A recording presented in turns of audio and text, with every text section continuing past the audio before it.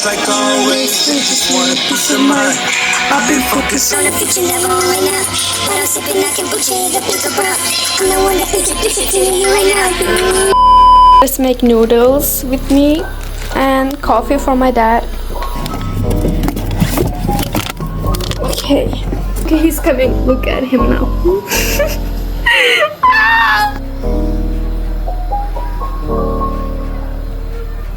Did you like it? Yum!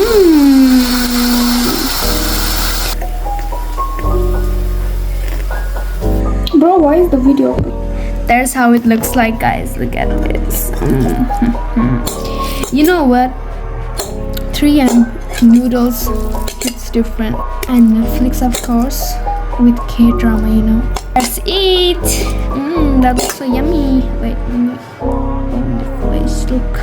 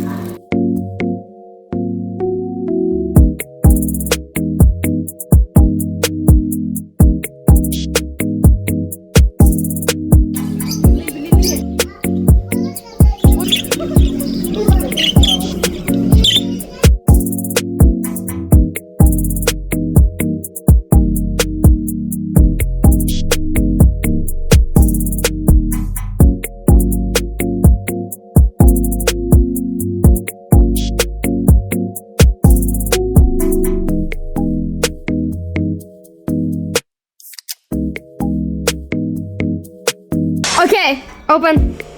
Aç. Lan ne diyorsun ya? Sen yapınca bir şey çıkmıyor. Bak çıktı adamın. Adamın sesi adam. Super epic legendary. This is all I got. This is all I got.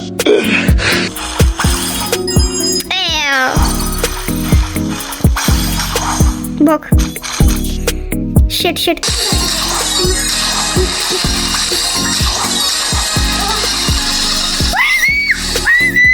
Okay, open.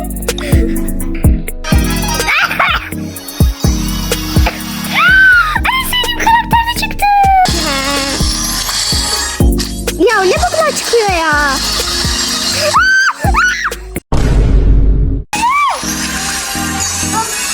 Baba hadi.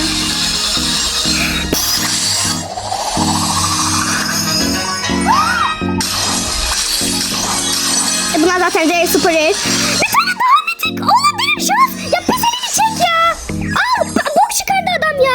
What the hell? Oh my God, no way. Orta parmakla açmayı deniyoruz şöyle. Rare. Damn. Bir dakika başka bir şey deneyelim. Parayı ama param yok. Star çiz de. Star çiz. 8 tane kaldı. Benim çoktan oldu. Epic karakter. Bak player icon'ı ben ne yapayım? Ben bunları ne yapayım? Bro bu ne? One more epic. We got one more guys. I'm gonna open the hypercharge. I hope I will get a spike or